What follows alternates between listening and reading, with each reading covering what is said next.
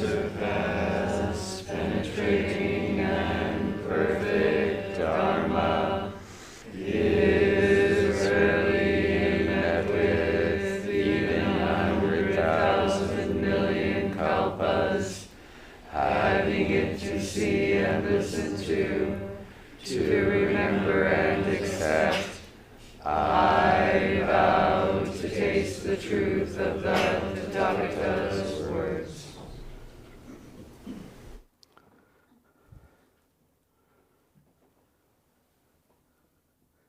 Good morning, everyone. It's good to see you all. And welcome to Beginner's Mind Temple. I actually expected only a handful of people. I thought everyone would be out doing something for the holidays, crazy last-minute shopping or just staying warm indoors. But it's a delight to be with you. So thank you for your presence, whether you are here in the Zendo or online. It's a joy to be with you and to practice with you. For those of you who may not know me, my name is Tenzen David Zimmerman, and I am a resident here at City Center, and I currently serve in the role of Central Abbot, also moonlighting as the abiding Abbot of City Center, so keeps me engaged. I want to start by wishing everyone a happy winter solstice, which is today. The winter, or the hibernal solstice, as you might know, marks the shortest day and the longest night of the year.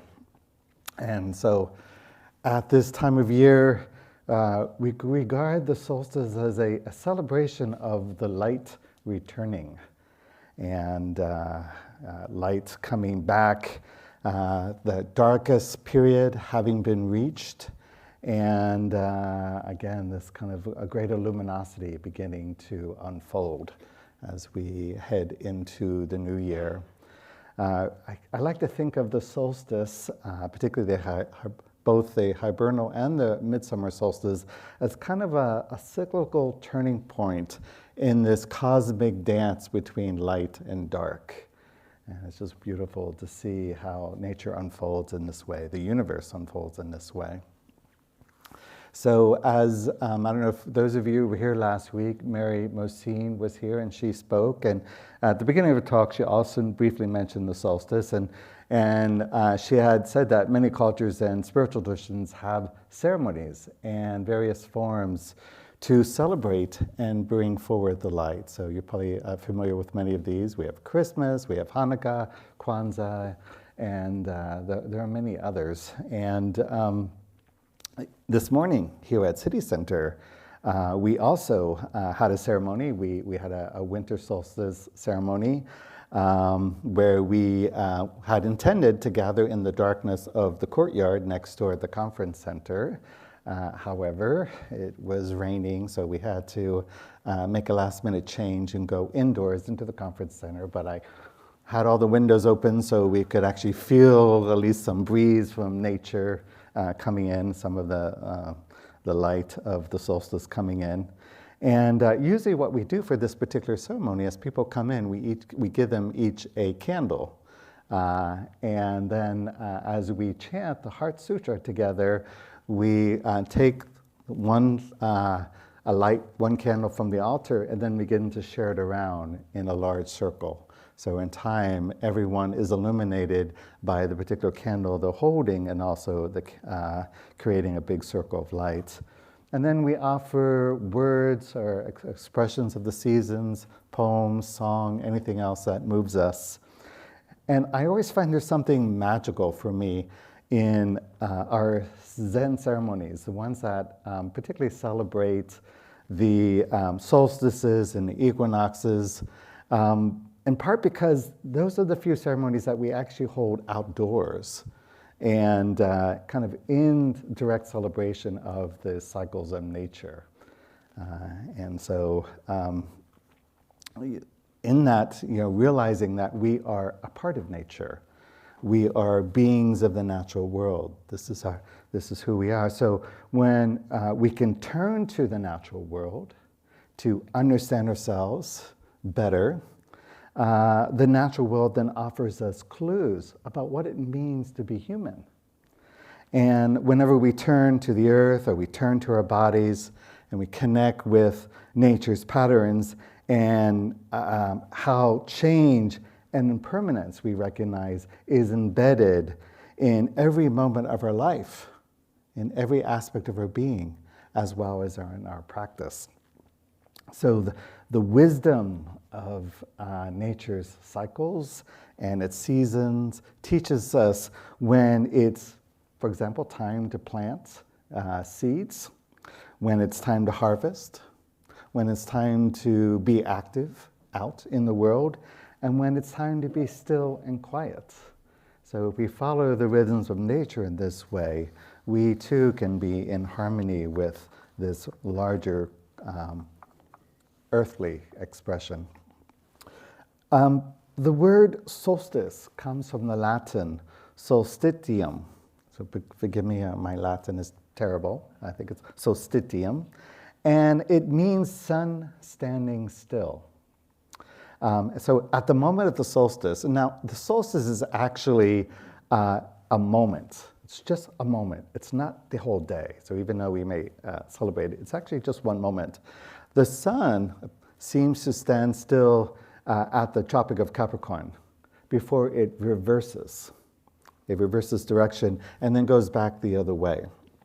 And so I see the solstice as nature inviting us to pause for a moment, that one moment of solstice, to then rest in a calm, quiet, perhaps motionless state before taking the next step, whatever that might be.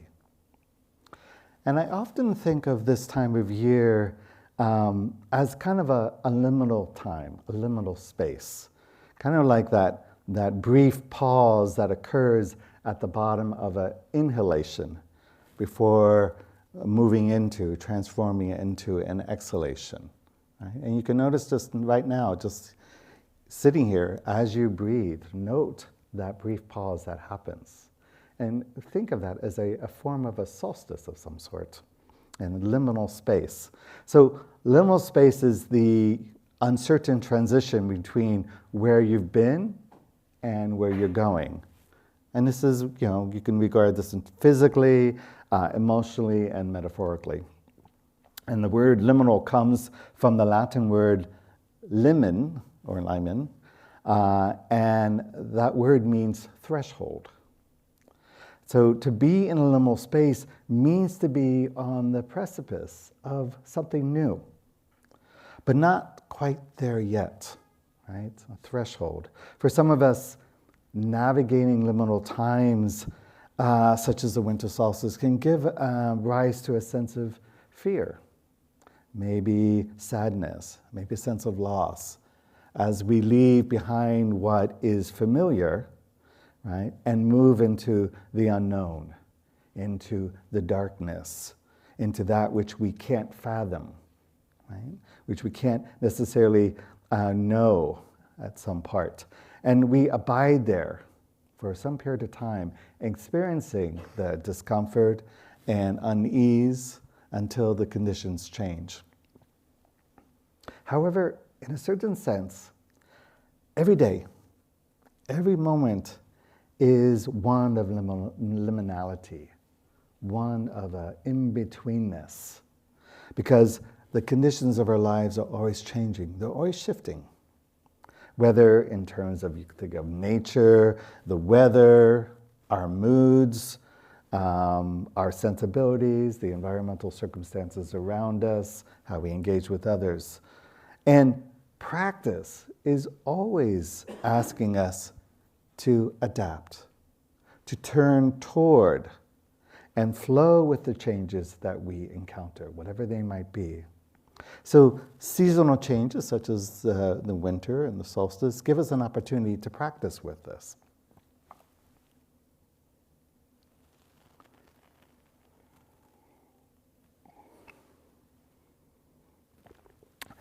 Ancient Taoist and early Zen practices or Chan practices focused on observing and attuning to the natural world, including relentless change. And one of the Taoist framing devices for describing the flow of energies of the natural world is that of yin and yang. And in Chinese philosophy, yin and yang are opposite forces that form a whole. And each, it said, contains the other in a complementary, interconnected, and interdependent flow of ever-emergent change. So from the Taoist point of view, yin is winter. It's nighttime. It's feminine energy and darkness. Whereas yang is summer, noontime, masculine energy, and light.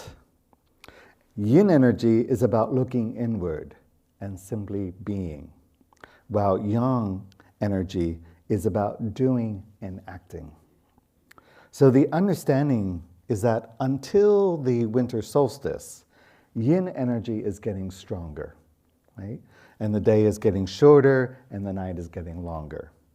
And then on the winter solstice day, yin energy is its strongest.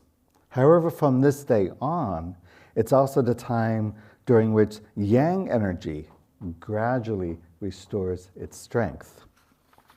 And when regarding yin and yang, you guys know the Taiji symbol for yin and yang, right?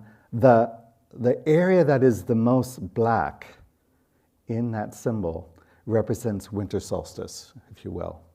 But even at the apex of the circle, right, there is the white eye of yang, you could say summer solstice, in the center of the blackness. So reminding us that there's always a balance, and there is still some yang within the yin. Right? So winter as a time of yin energy is a time for slowing down, of reflecting, of turning inward. And do you feel that? Do you find yourself turning towards that at this particular time of year? It's a time for holding the need for rest and relaxation over our habitual tendencies of constantly doing. Of course, this would be in contrast to the busyness of this time of year, right? The way that can feel particularly intense and chaotic right now because of all the kind of the juggle that the holidays throw our way, everything we're expected to do to participate in some kind of communal activity in some way. So nature reminds us that the hibernal solstice is a time to honor the natural stilling of the outer world. And it gives us permission for a sacred pause in which to replenish ourselves and heal.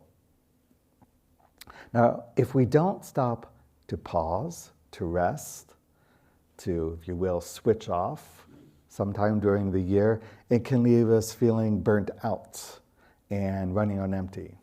Yeah? Do you ever have that feeling? Right? And so to maintain balance, we have to remind ourselves of the value of slowing down, turning inward and giving space for something new to arise in time. Yeah. And believe it or not, here at Zen Center, those of us who are residents constantly have to remind ourselves about slow down, right? But it's fortunate because we have each other to remind ourselves, to encourage each other, to remember you can go a little bit slower. What is that energy that kind of, pushes you forward? Study that. What is that? Is that an expression of selfing? Or is something else going on there? So to pause and just simply look at that and question that and turn inward with an inquiry. Why am I rushing around so much? What's going on there? Dogen Zenji, for those of you who might know him, he is the founder of our particular school of Soto Zen. He gave a formal discourse in the Dharma Hall on the morning of the winter solstice each year. And we're fortunately that there are just 5 of them, unfortunately, that remain, that were recorded in his collection of called the Eihei Koroku, or the Extensive Record. And here Dogen ascribed to the Taoist understanding that the balance of yin and yang energy fluctuates depending on the time of year. So he was a person of his particular time, and he also honored that. Here's a discourse, an excerpt from a discourse that he gave on the Winter Solstice in 1245. And the title of this discourse is Polishing a Jewel Amid Snowfall. And I shared this morning during the solstice ceremony.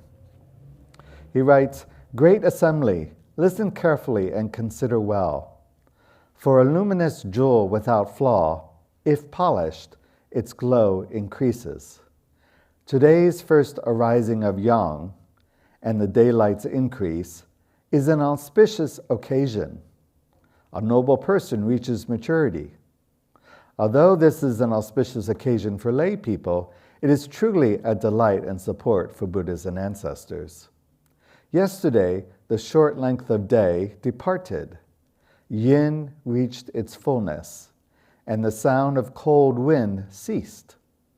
This morning, the growing length of the day arrived, and yang arises with a boisterous clamor.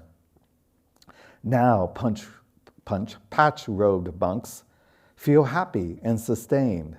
The Buddha ancestors dance with joy." So Dogen sees this seasonal shift from the darker yin energies to that of the yang energies of greater light as a time for Buddhist practitioners to feel happy and nourished. And in particular, he views winter solstice as an occasion for refreshing one's mind. Right?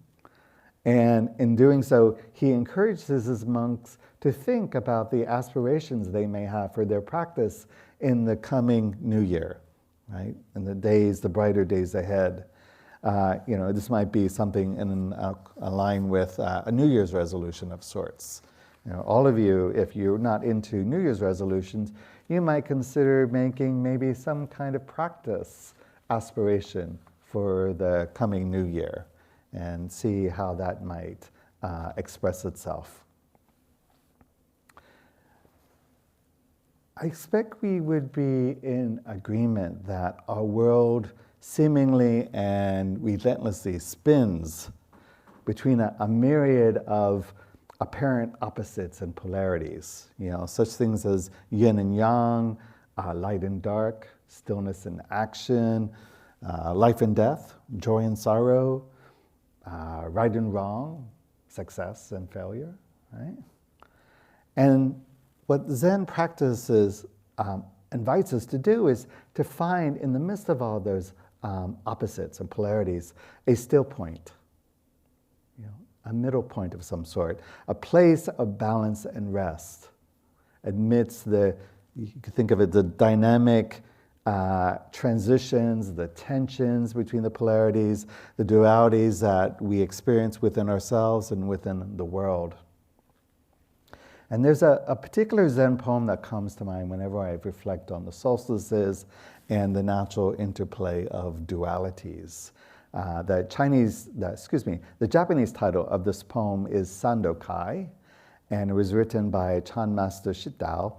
It's also known in Japanese as Sekido Kisen. And he was an 8th century Chinese monk, and he was a student of Wei Nang, who was Zen's 6th ancestor, and he was also a student of Wei Nang's successor. And the Sandokai is actually based on a Taoist text on alchemy. And it has since become a fundamental text in the Soto school of Zen. I imagine many of you are familiar. How many of you are familiar with the Sandokai? Maybe half the room. So it's a wonderful text if you ever have a chance to read it. So the thing is that this poem was written at a time when there were two opposing fractions within Zen, in the Zen tradition in China. And there was a northern and southern school. And they had a fiery, very challenging disagreement with one another over the matters of principle, if you will. And this poem, the Sandokai, can be reviewed as a call to end hostilities between these two factions of Zen practitioners by focusing on understanding the true nature of the Buddha way and of the difference and equality. And of course, also in the poem is a reminder that life is short, right? And life is short, and practice is, because of that, most urgent. So it's basically, in some ways, Shitao is saying, you guys get over yourselves, focus on what's most important and stop quabbling all the time, right? And really meet each other and support each other in practice. So this poem becomes an excellent primer on the non-dual teachings of Zen practice and how to apply them to various areas of our life and our well-being. And there were various translations of the title Sandokai. Some are more or less literal, depending which ones you engage with. The version that we use here at San Francisco Zen Center is Harmony of Difference and Equality. And there's other translations such as Merging of Difference and Unity, the Harmony of Relative and Absolutes. And when we unpack the particular characters that make up for the word that's used, Sandokai, we get the following. So, san means multiplicity or many. And this is what conveys the idea of a difference. Duality, phenomenon, many different things. Also samsara, meaning our everyday life. And then do, Sandokai, the do means oneness or sameness, as well as this idea of identity or origin or some kind of essence. And then kai means a mixture, a fusion, an interpenetration, a harmony. And it's in kind of harmony in the broadest sense. And so the character, interestingly, of kai is an image of shaking hands, right? Coming together, shaking hands, this idea of fusion, interpenetration.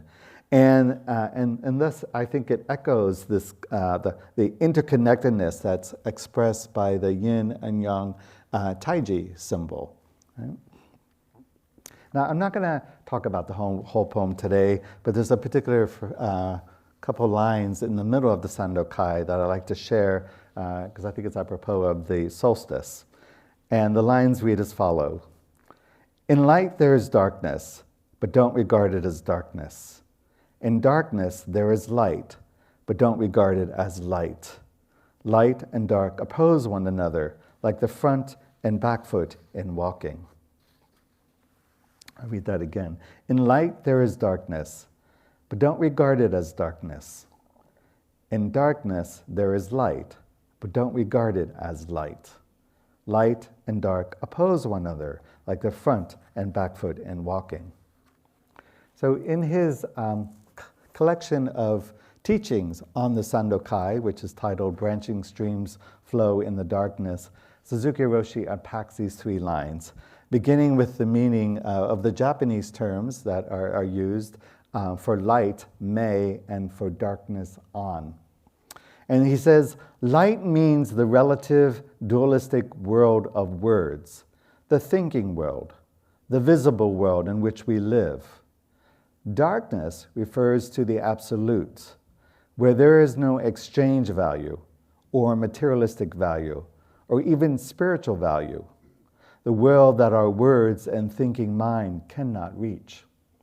So, in other words, the absolute is absolute because it is beyond our intellectual or our dualistic understanding. So it's beyond our thinking, beyond our discriminating minds. And as such, it appears as darkness. So Shitao instructs in the poem, in the light there is darkness, but don't take it as darkness. In the dark there is light, but don't see it as light.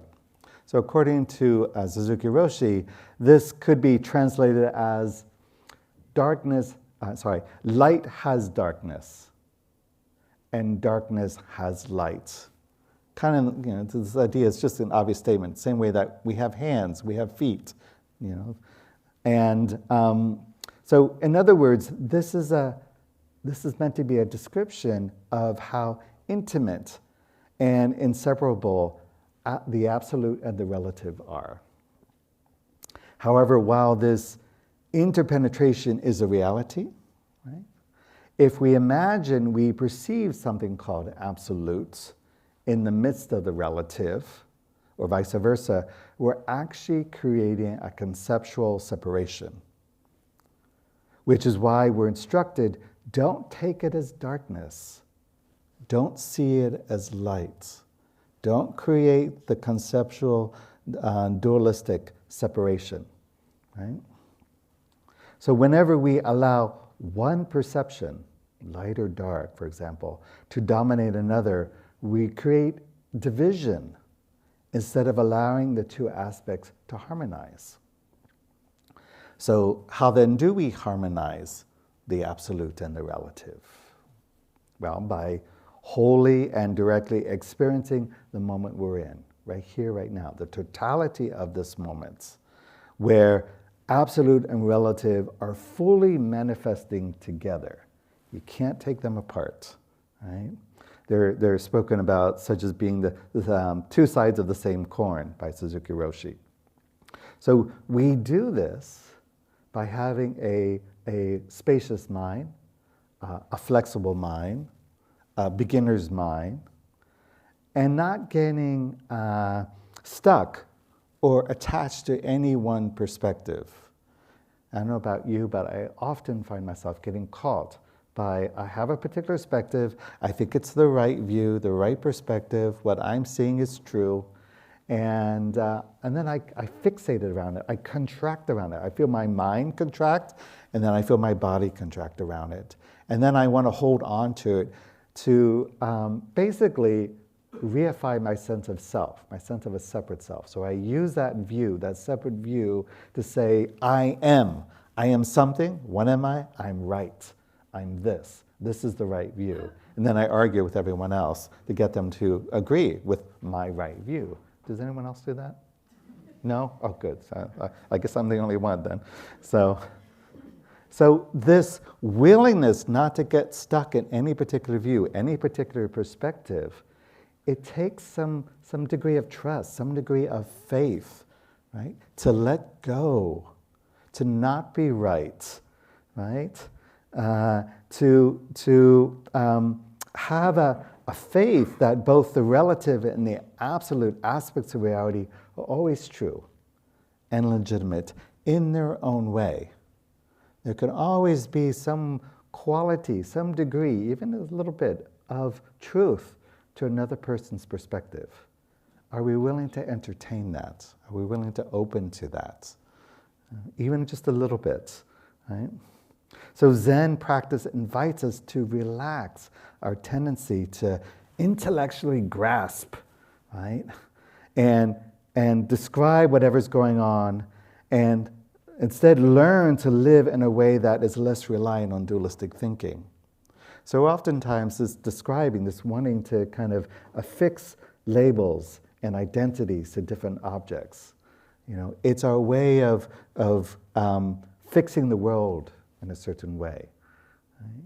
So can you look at a tree and rather than think tree, actually see the experience of light playing out in this kind of appearance? Right? So can you see the tree before you label it tree? Before you divide reality into a conceptual object in some way, right? What is the experience that you have before you do that? And this is what we're doing in our meditation. In Zazen, as we are in our posture of Zazen, observing the mind, observing how the mind, just everything that floats, that comes up in our field of awareness, noticing the way in which our minds just want to kind of grab onto it or label it or fix it in some way. And again, in relationship to our sense of who we are. So if we don't do that, if we just allow the flow of experience to pass by and observe it as such, it's kind of in the same way that you would be sitting on a riverbank observing the flow of the river without reaching in to grab it, then the whole world of experience just is free to pass through this wide open mind that you have. And then we'll experience, at least I feel that, less suffering in the process. Whenever there's any kind of contraction in the mind and body, there's usually some form of suffering that follows it. Right? So the third line, again, reads, light and dark oppose one another like the front and back foot in walking. So as before, light here represents the relative aspect of reality, and dark represents the absolute aspect of reality.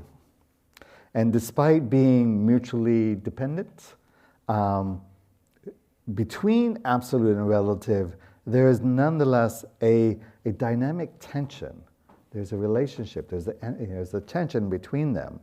Light and dark, in this case, oppose one another, says the poem. So in the relative sense, the world is full of suffering, right? There's much that needs to be done to alleviate suffering. It's true, there is suffering. Right?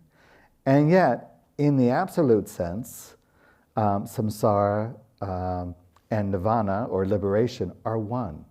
In other words, everything, things are manifesting perfection just as they are. There's no incompleteness to what is arising in this moment. Right? And the tension there is really not in the phenomenon itself. It's more in our own minds, our own ways of perceiving these two expressions of reality. So if we want to learn to harmonize between these two aspects of life, for example, the realm of suffering and the realm that's beyond suffering, then we have to learn to work with and utilize this, you could say, dynamic tension in a positive, constructive way. So the tension doesn't necessarily need to be a problem, right? So if we engage in a constructive way, it's kind of like using 2 feet to walk. There, we use one foot and then we pose the next and then the next. And if you actually study when you're walking, there's a moment where you lift the 1 foot and your whole body is balancing in space on that 1 foot.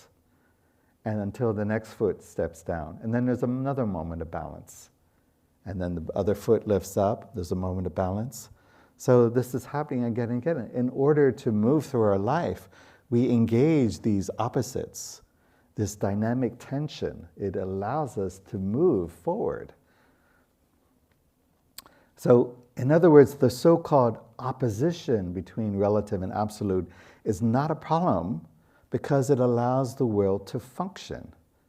Right? Much in the same way, again, I just said about walking, but also this apparent opposition of summer and winter.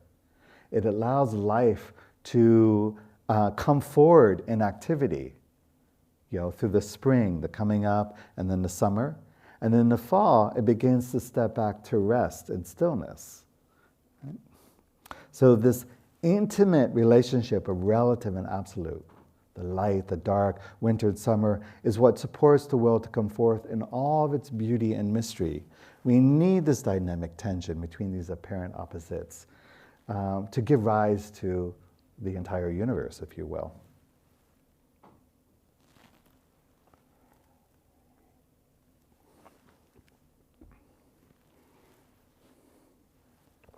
Okay, so in the final portion of my talk, I want to briefly turn towards considering how we might apply the teachings of the solstice that I've been sharing with you, that I've touched upon so far, to our everyday lives, and particularly to our relationship with others, which is, I think, a very rich field of practice.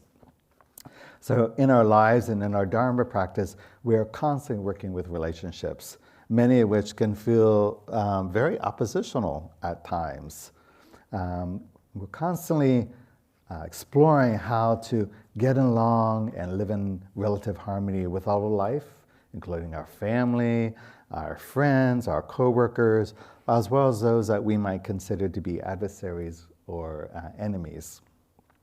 And I think this particularly comes forward during the times of the holidays. I don't know about you, but I often feel this kind of elevated tension that comes up because we're kind of forced into these social conventions that we have to kind of get along and pretend we, kind of like each other, right?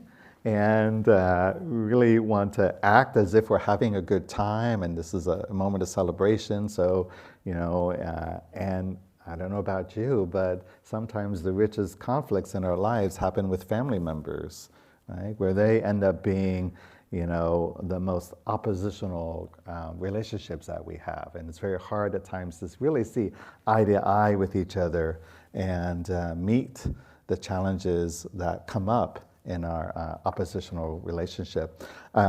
Speaking personally, I have a difficult relationship with my brother. I love my brother.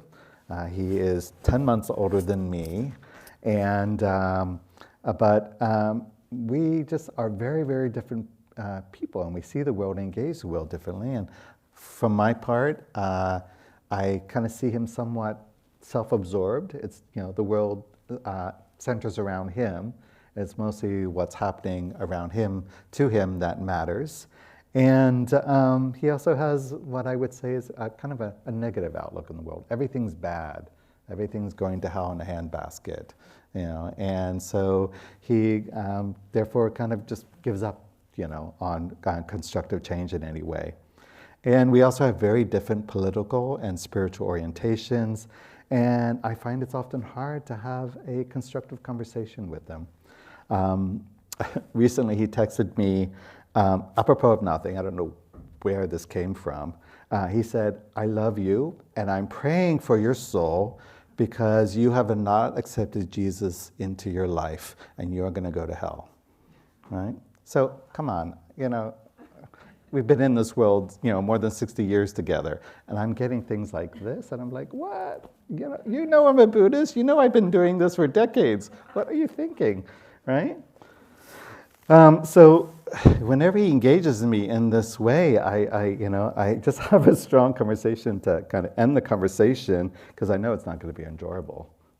And I'm sitting there just taking deep breaths and just watching the reactivity arising in my mind and everything I really want to say that I know he won't be able to hear or take in anyway. So, I find myself needing to really rely on my practice in order not to fall into reactivity or disassociation. That's the other thing. I just tune out. It's like blah, blah, blah, blah, blah, blah, blah, and I'm just tuning out and I'm not there. I'm not present for him and also for myself. Right? So it can be a challenge. It's, how those old family systems you kind of fall into at times whenever you get together with family members. It's times like this when we might be particularly called on to take the stillness, the compassion, and the equanimity that we've cultivated in our bodies and minds through our meditation and our mindfulness practice, and really make the effort not to do anything, right? Not trying to fix the situation or fix the other person, in some way, right? But instead, really try to just be present with whatever's coming up for us and for them, right? So it can be kind of challenging, but it can be helpful sometimes to recognize, that we don't necessarily have to do anything when we encounter someone that we find challenging, including a family member, other than just make our best effort to be present with them, to really listen deeply, to find out what is going on for this person. What is their side, what is their point of view? What are they trying to convey? What are their fears and concerns, right? Can I be open? Can I listen to them? And then, can I recognize that we already have a connectedness? By the fact that we're alive together, dependent or co-arisen, we are connected.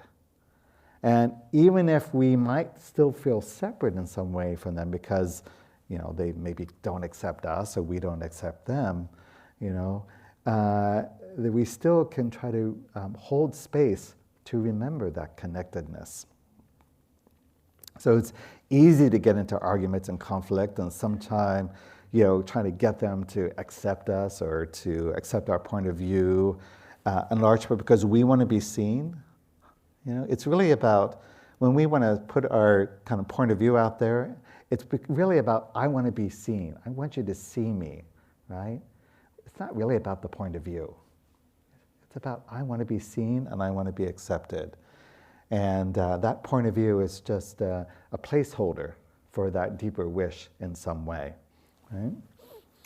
And if we instead come from a place of interconnectedness and interbeing, then we can find a way to simply be present, to try to be helpful, to try to participate and find some ground or foster some expression of mutual regard and harmony together. I recall a story of a friend.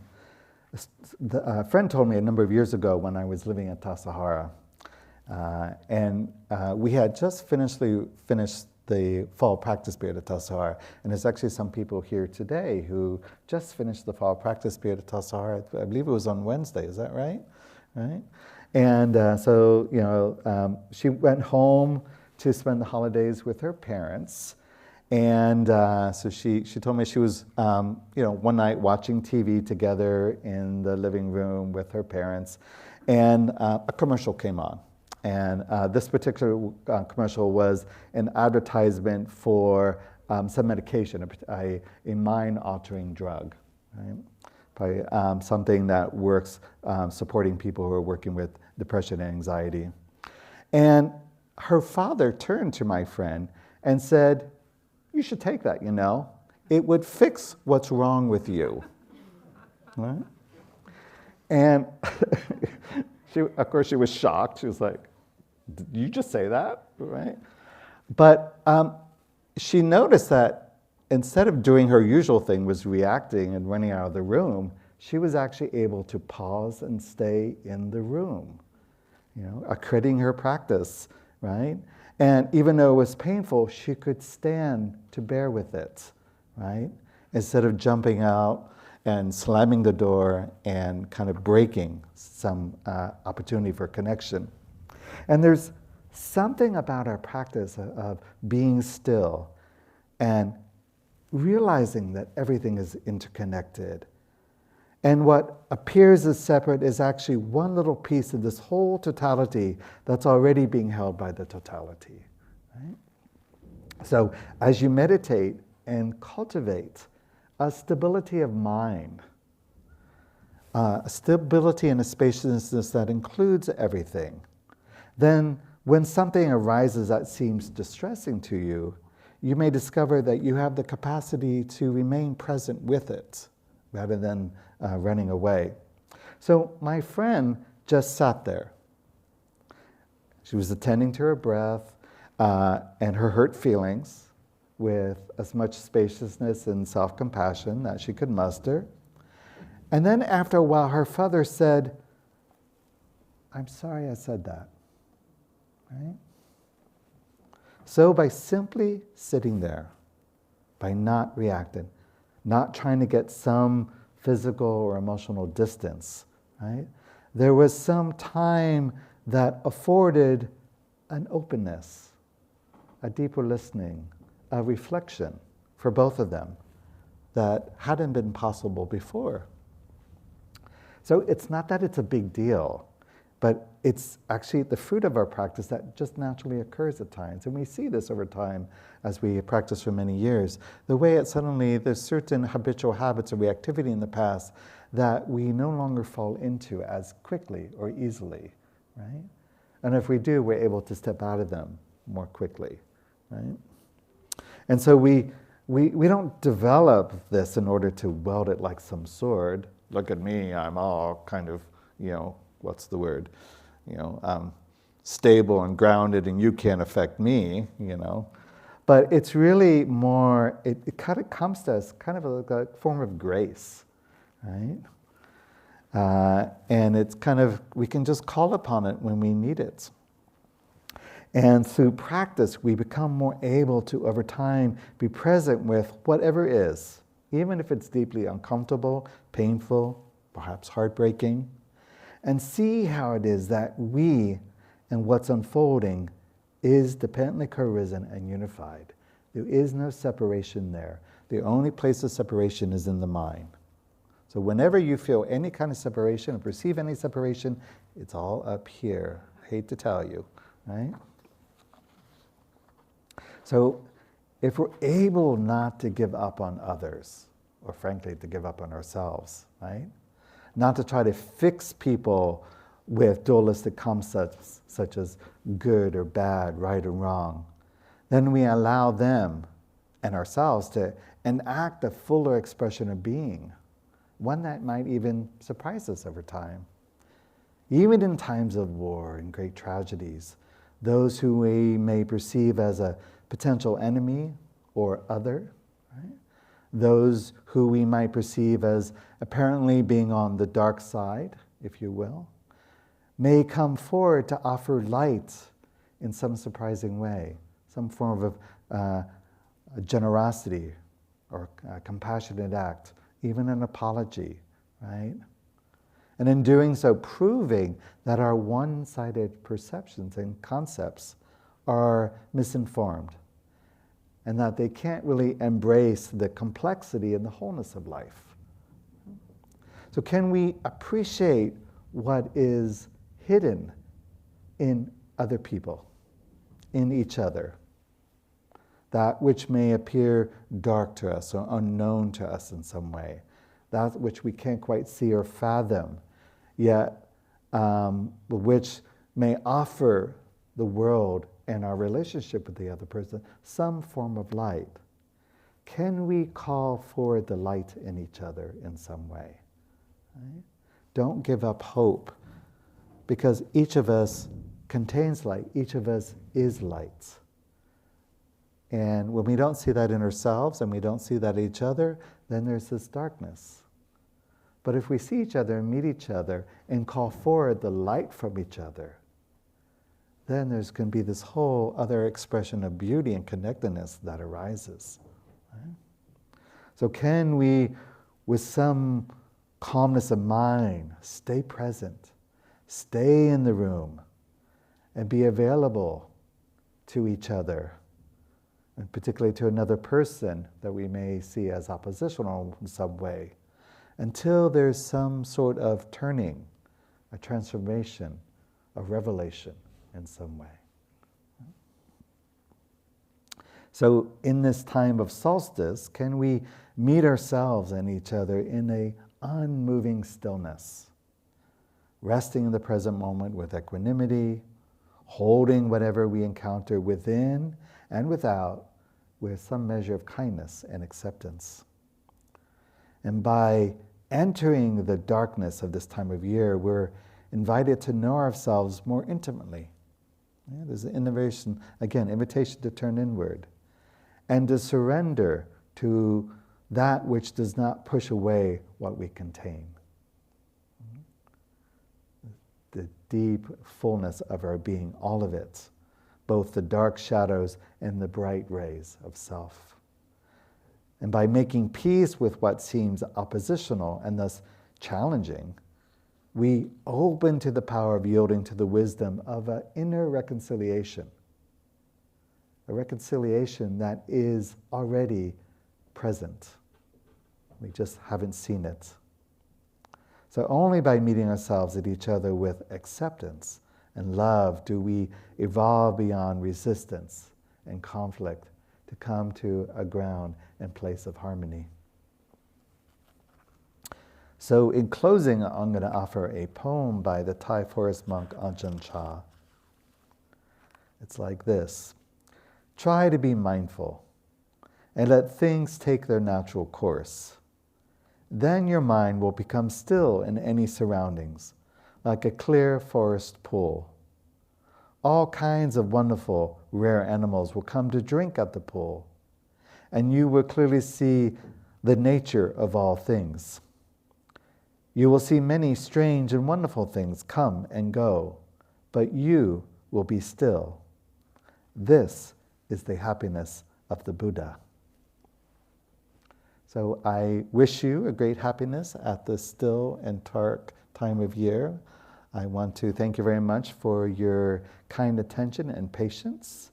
And as is our form at the moment, I'd like to invite you all to take a moment to just stretch, adjust your posture.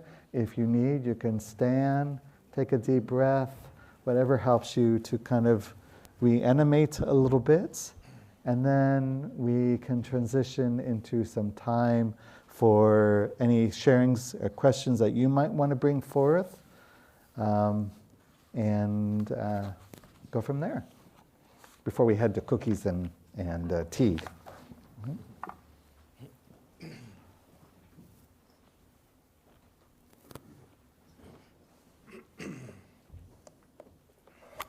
And Richard here has a microphone, so if you have anything you'd like to share, any questions or so forth, please raise your hand, whether you're in the room or your virtual hand if you're online, and Richard will provide you the microphone.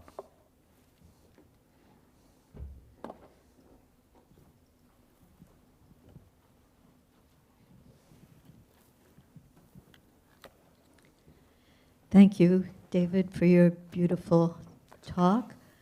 I have been questioning those two lines, light and dark oppose one another like the front and back foot in walking, the word oppose, because to me, the front and back foot in walking have to cooperate with each other in order for us to get anywhere. And I always think, I find that word oppose, I mean, I heard what you said about the importance of,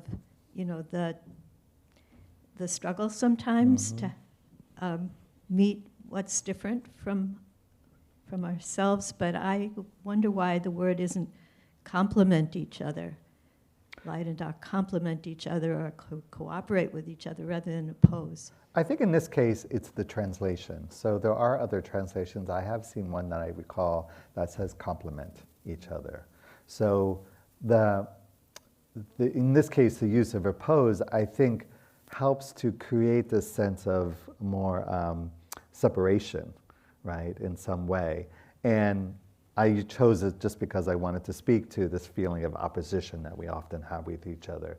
But there is definitely, the spirit really, I would say, is more of complementary. But there is, in that is this idea that there's a tension there, a creative tension that is, we need to perceive and understand. And oppose points to that tension, I think, a little better than complements, right? Yeah, thanks. I guess it's which one, interact, Eli is saying. Interact? Oh, yeah. Yeah. Say more, Eli. You can trip, sorry.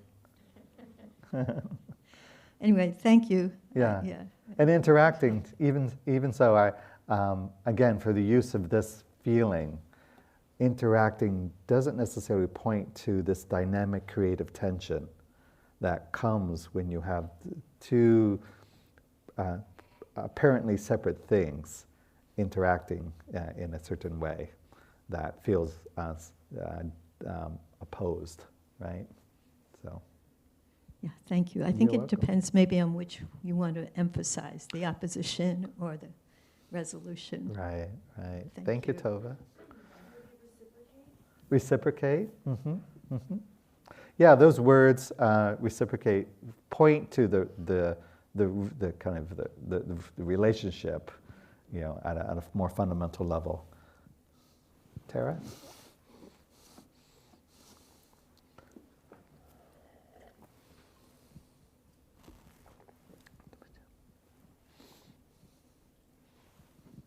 Thank you, David. I noticed when you began to tell the story about your brother, the first thing you said was, "I love my brother."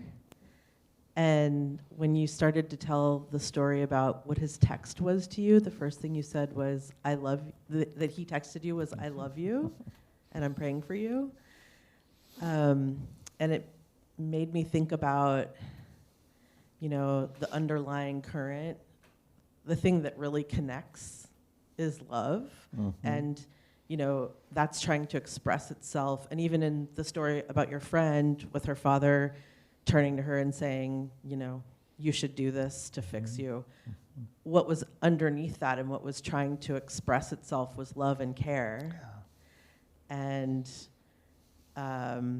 sort of like if the weird human expression that's emanating from that is the yang action, and the love is the yin that's a little bit, growing inside of there. I think that's the thing that we can connect with if we're in that in that liminal space that happens that you were talking about. When we hear that thing and we have a moment, we can take a breath and pause. If we can connect with that love that's really the underlying factor running through all of it, then I think like it's a very different experience than maybe merely like tolerating or breathing through experiencing that person. You can actually connect with the love and maybe get some nurturing, joy or some sort of experience that's maybe a little more, I don't know, feels a little better than just tolerating. Yeah, we don't want to be tolerated, do we? Yeah. It's like the accepting and welcoming. It's the difference. Right. Yeah. Thank you. Yeah. Thank you. Lovely expression. Yeah, we can be pretty clumsy at expressing love often. We don't quite know how to do it sometimes, and so to really kind of use that, to really find and check and step into that space, of open-heartedness, whatever that feels like for you, and enter into any kind of disagreement or conflict from that place first. That be your touchstone that you keep coming back to, in some way. Thank you. Over here, Terry. Thank you so much, David, for your meditation on the meanings of the solstice. When we talk about the light and the dark, I could not help but think about the political situation that we are in, and on a personal level, I can see so much the usefulness of that pausing and being open. But could you talk about what this can mean in terms of our political situation? Most of the conflicts that I see, in the world, on the political level, and so on, everyone has an idea of how they think they can best take care of themselves and those they love. And the conflicts come up in a disagreement that we might have about what that looks like and what form it should take. But the fundamental is still, there is this deep desire to be well, to be happy, to have one's loved ones be well and happy. And then from there, the question is holding that and recognizing that in each other. Even those that we have a strong disagreement with, we're seeing in them that they too love and care and they want the best for themselves and for others, particularly if they have a close relationship. So if we can meet in that place, it really makes a difference. So often when there is some form of mediation, the ones that work the best are the ones that really tap into a common space of mutual regard and mutual need and desire, right? To see that in each other and then see it, can we move closer to a place where that's possible for each of us? And it's, our political discourse and the structures we have for this are clumsy. They're not often ideal. The way we go about resolving conflicts and disagreements at a social, societal, global level are often not very well developed. There's so much more that we could do to bring people together, have a conversation to really better understand before we start sending bombs and doing all kinds of harm to each other. And I wish that as a society, we would really make more of an emphasis to come together and really hear each other and talk first. From that understanding is we all want to be happy. We all want to be well. We all want to be safe. We all want to be seen and regarded. And I'm not I'm not versed in the kind of politics and social structures and so on well enough to say, but I wonder, is there a way that we can change our societies where that becomes the first thing we turn to, rather than harming each other in some way? Thank you very much. I love what you said about the fundamental desire for people to be happy and safe, and desiring it for their loved ones too. Mm-hmm. It's very basic. Yeah. Yeah. Thank Yeah. you. Yeah, it's what makes us human. So, maybe one more question, a sharing.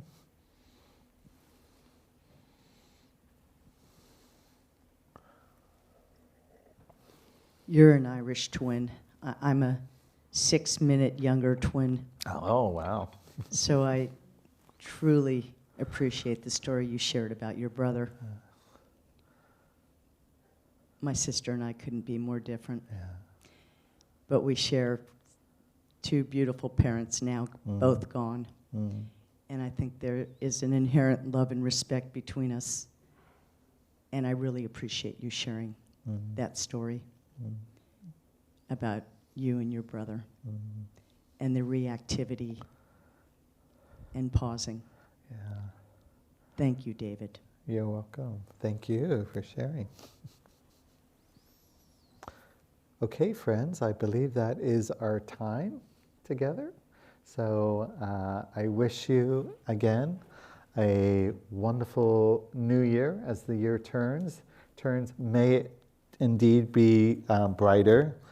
I often have, when I send friends cards for birthday or special holidays, I often say, may the year ahead be filled with light, delight, and insight. So I wish that for all of you. May your year ahead be filled with light, delight, and insight. Thank you very much.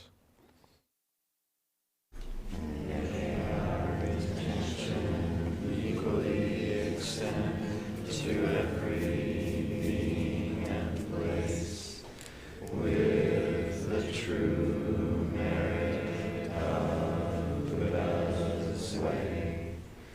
Beings are numberless, I vow to save them.